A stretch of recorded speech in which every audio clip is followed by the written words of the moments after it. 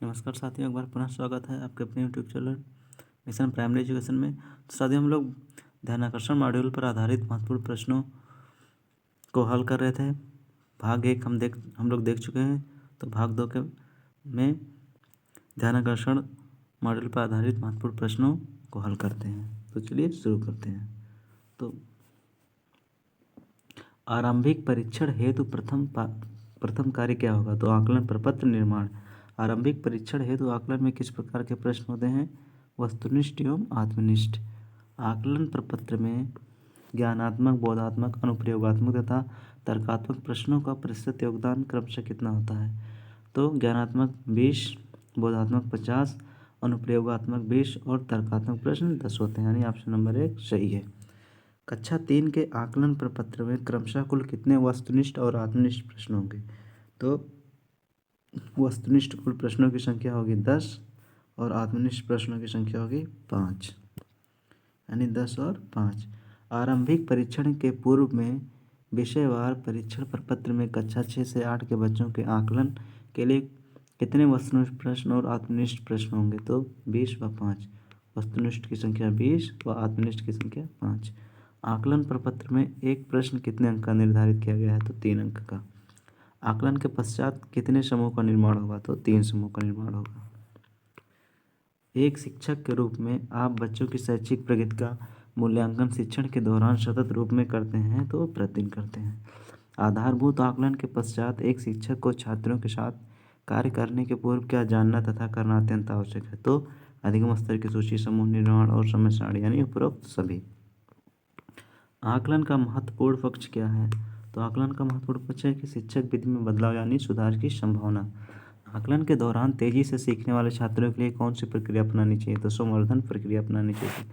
आरंभिक आकलन प्रपत्र में शामिल विषय किस कक्षा स्तर में दक्षताओं को समाहित करेंगे? तो वर्तमान कक्षा के पीछे से सभी कक्षाओं से। यदि आरंभिक परीक्षण में कक्षा 5 के बच्चे कक्षा 1 व 2 के स्तर का ज्ञान रखते हैं तो उन्हें कक्षा 5 में ही रखेंगे। आकलन के पश्चात बच्चों का समूह कैसे बनाते हैं? तो प्राथमिक एवं उच्च प्राथमिक में 3 समूह, ए, बी और सी। आरंभिक परीक्षा में कक्षा 6 से 8 में बच्चे में बी के प्राप्तांकों का समूह निम्न में से कौन सा है? तो ये है 26 से 34। अगला प्रश्न है कि किस प्रकार के समूह का निर्माण उचित समूह किस प्रकार के समूह का निर्माण उचित समूह निर्माण होगा? तो प्रत्येक समूह में सभी स्तर के बच्चे हों। अगला प्रश्न है कि प्रारंभिक स्तर में समूह निर्धारण से संबंधित कथन सत्य है? तो 21 से 75 अंक तक समूह ए, 16 से 20 तक समूह सी और 25 से कम समूह सी। तो इसमें से कथन सही है बी। प्रारंभिक स्तर पर समूह निर्धारण में समूह बी में आने वाले बच्चों के प्राप्तांक होंगे। तो समूह बी के प्राप्तांक होंगे 16 से 20। अगला प्रश्न है कि समूह 2 में किस भाषा के अधिगम स्तर वाले बच्चे इस समूह के बच्चों के साथ चिन्हांकित लर्निंग आउटकम पर कार्य करेंगे? तो 4 व 5।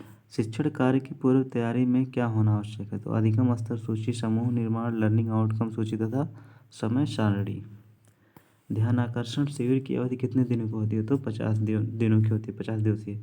ध्यानाकर्षण शिविर में प्रतिदिन एक विषय पर कितना कार्य करना है? तो 1 घंटा कार्य करना है। ध्यानाकर्षण शिविर का आयोजन किया जाएगा विद्यालय स्तर पर। ध्यानाकर्षण शिविर में प्रतिदिन किस विषयों पर कार्य किया जाएगा? तो हिंदी, अंग्रेजी और गणित विज्ञान पर। ध्यानाकर्षण शिविर के शिक्षण कार्य में सम्मिलित है चुने हुए लर्निंग आउटकम। ध्यानाकर्षण शिविर के दौरान नहीं किया जाता है छात्रों में भिन्नता है, यानी ऑप्शन नंबर डी, कोई भिन्नता नहीं की जाती है। 50 कार्य दिवसों में ध्यानाकर्षण शिविर के दौरान शिक्षकों द्वारा जिन बिंदुओं का ध्यान रखकर शिक्षण कार्य किया जाना चाहिए निम्नलिखित में से हैं? तो उपरोक्त सभी हैं। कौन कौन से? शिक्षण योजना का निर्माण करना, बच्चों के अधिगम स्तर का आकलन करना, सूची बना किस लर्निंग आउट पर कार्य करना है, यानी उपरोक्त सभी। कक्षा 5 के बच्चों का आरंभिक परीक्षण करने पर जो बच्चा कक्षा 1-2 के लर्निंग आउटकम स्तर पर पाए जाते हैं उनका शिक्षण कैसे किया जाएगा? तो पहले ध्यानाकर्षण शिविर में किया जाएगा। ध्यानाकर्षण शिविर साप्ताहिक शिक्षण की कार्ययोजना कितने सप्ताह में विभाजित है? तो 7 सप्ताह में विभाजित है। ध्यानाकर्षण शिविर के प्रथम सप्ताह में कक्षा शिक्षण के लिए किस चयनित तकनीक को लागू करेंगे? तो संसाधनों से पूर्ण कक्ष का वातावरण, पाठ्य व्यवस्था, कक्षा प्रबंधन, रोचक प्रस्तावना। ध्यानाकर्षण शिविर के प्रत्येक सप्ताह में किन तकनीकी गतिविधियों की पुनरावृत्ति आवश्यक होगी? तो रोचक प्रस्तावना, प्रश्न पूछना, बैठक व्यवस्था और TLM का प्रयोग। ध्यानाकर्षण शिविर के चतुर्थ सप्ताह में कक्षा शिक्षण के लिए किस चयनित तकनीक को लागू करेंगे? तो शैक्षिक गतिविधियाँ, नवाचार, प्रश्न पूछना, सीखने के लिए बातचीत। शैक्षिक गतिविधियाँ, नवाचार, प्रश्न पूछना, सीखने के लिए बातचीत। ध्यानाकर्षण शिविर में शैक्षिक भ्रमण के लिए कौन सा सप्ताह निर्धारित किया गया है? तो 5वां और 7वां। ध्यानाकर्षण शिविर के 7वें सप्ताह में कौन सी शिक्षण तकनीक शामिल नहीं है? तो सीखने के लिए बातचीत। ध्यानाकर्षण शिविर के 6वें सप्ताह में निम्न में से कौन सा शिक्षण तकनीक सम्मिलित की गई है? तो सीखने के लिए बातचीत और जोड़ी में कार्य। ध्यानाकर्षण शिविर के 7वें सप्ताह में कक्षा शिक्षण के लिए किस चयनित तकनीक को लागू करेंगे? तो परिवेश एवं संसाधनों का उपयोग, अभ्यास का अवसर देना, अर्जित ज्ञान की पुनरावृत्ति, शैक्षिक भ्रमण।